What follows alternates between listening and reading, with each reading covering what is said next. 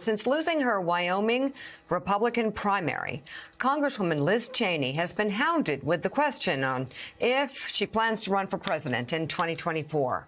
Nearly every major news outlet has run stories on if or when she would announce. Even some Democrats are supporting her because of her stance against the big lie. But author David Priess argues in The Bulwark that not everybody has to run for president. And he writes in part, quote, whenever someone stands up and does something that we used to regard as required for public service, but now seems extraordinarily courageous, which is speaking the truth, regardless of what your party thinks, we immediately start talking about a presidential run. And it's not just politicians who speak up with courage. I remember, because I'm old enough, Michael Avenatti, when he was a lawyer pursuing cases against Donald Trump. People were promoting him to run for president against Trump. I think that's really unfair to Liz Cheney. I think, first of all, you're projecting onto her that is a motive for doing this, which I have not seen reporting to fully suggest. And number two, you're suggesting that anybody who does anything like at any level should be president. And David Priess joins us now. He's a former CIA intelligence officer, the publisher of Lawfare, and author of the book, The President's Book of Secrets, about the relationship between presidents and top secret intelligence. Thanks very much for being on.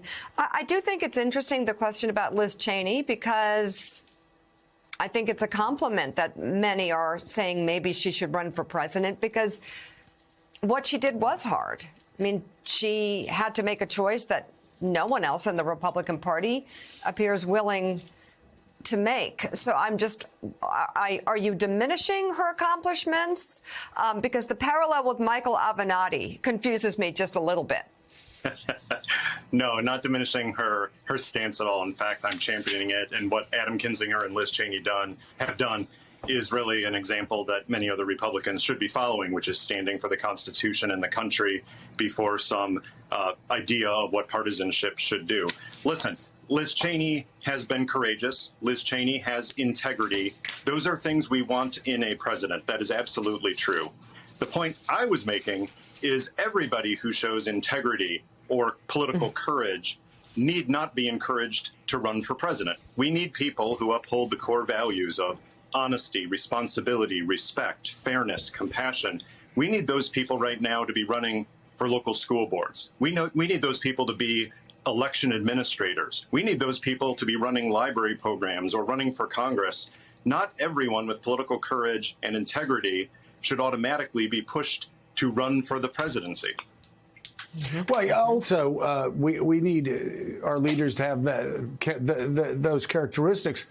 A little bit of experience, as Joe Biden is showing us now, if you look at what he's accomplished over the last 2 years, doesn't hurt. We had a failed reality TV show host being president for 4 years, and he certainly knew how to enrage people, but that was about it. Barack Obama, obviously elected twice with over 50%, but he showed up in Washington, D.C., and after a couple of weeks, Harry Reid said, hey, I know you're really bored here. You ought to run for president.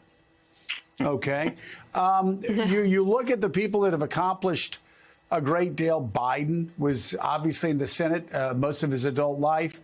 You look at Bill Clinton. He was governor for, I think, 12 years, a Democratic governor in a conservative state. So he had to compromise. You look at Ronald Reagan, governor for 8 years in a liberal state in California. You look at LBJ, again, extraordinarily successful legislatively. These people all have been tested legislatively and politically. It seems like that matters less and less to American voters every day. Yeah, we've had celebrity presidents before. Back in the 19th century, we had a couple of presidents who were elected with a little bit less experience, and they didn't necessarily do that well. So there is a lesson there. I think the core lesson here is that perhaps Liz Cheney should be president. I'm not arguing against that.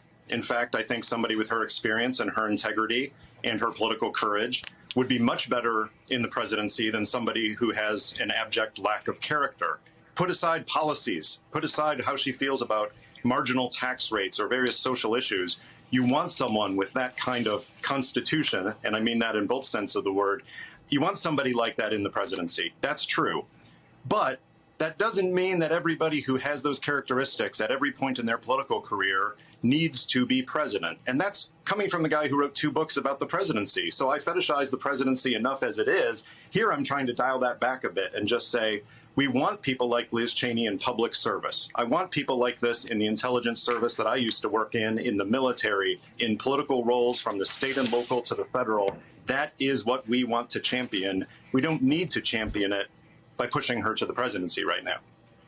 So, David, we want to ask you about the FBI search of Mar-a-Lago. After the release of the redacted copy of the affidavit, you tweeted, quote, "Hi, it's the guy who wrote the President's Book of Secrets, all about presidents and intelligence. This affidavit makes clear the blatant, reckless mishandling of so much highly classified information by the former president and or those around him is unprecedentedly awful."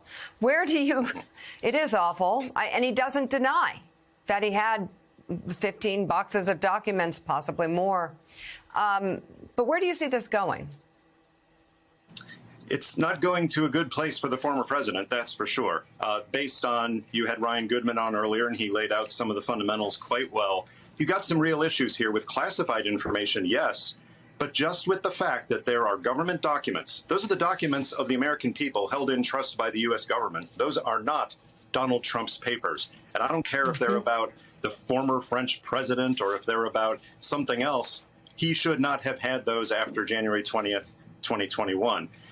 That is something that is inescapable. That is a separate decision from whether there is a prosecution. There are plenty of cases where there was evidence to prosecute somebody and a prudential choice was made not to prosecute based on mitigating circumstances. But in this case, there seems to be some pretty clear evidence based on the fact that a judge approved this rare search and seizure that there's something very serious here. And I have to note, on the classified side, as a former intelligence officer, I know people who died in service trying to get information like this.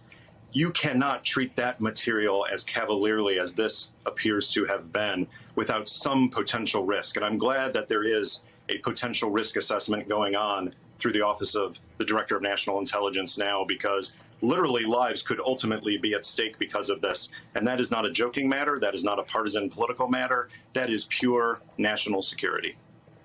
Former CIA intelligence officer David Priess, thank you very much for coming on the show this morning.